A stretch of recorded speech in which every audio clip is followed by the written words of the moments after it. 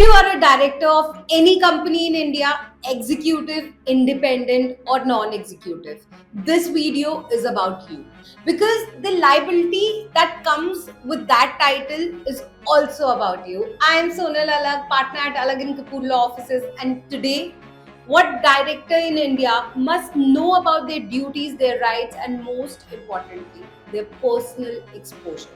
In the first segment, I want to talk about the fiduciary duties and what the Companies Act require from directors. Now, guys, the Companies Act 2013 imposes specific duties on every director. Section 166 requires directors to act in good faith in the best interest of the company, not the promoters, not the majority shareholders, the company. Now, this distinction matters especially in the family controlled businesses where the promoter's interest and the company's interest sometimes diverge.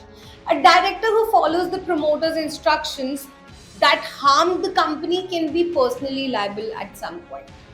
And I just cannot wait to talk about the personal guarantee trap that comes. Most directors who sign the personal guarantees do so without fully understanding the actual scope of it. A continuing guarantee covers all current and future borrowings, not just the facility you approved. Now, joint and several liability means that the bank can recover full amount from any one of the guarantors. A board resolution approving a loan can include a personal guarantee obligation in the underlying documentations you never read.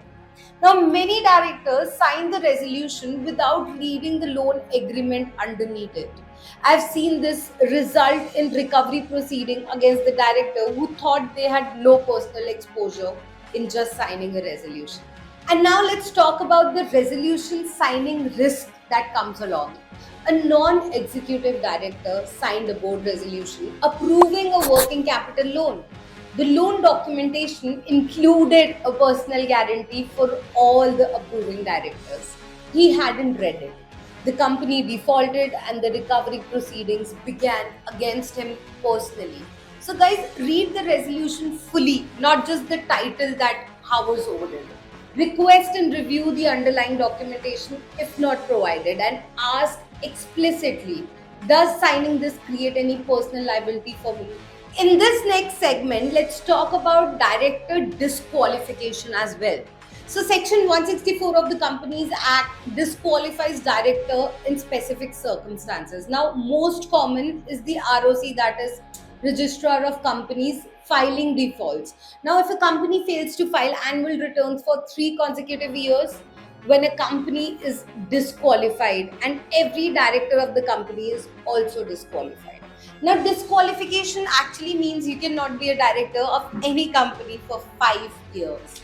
I've seen directors disqualified from a company they had actually forgotten even they were on the board, or the company had just failed to file the returns.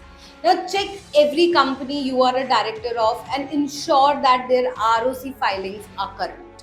Now, in this segment is very important because I am going to talk about the rights of the directors and what you can do.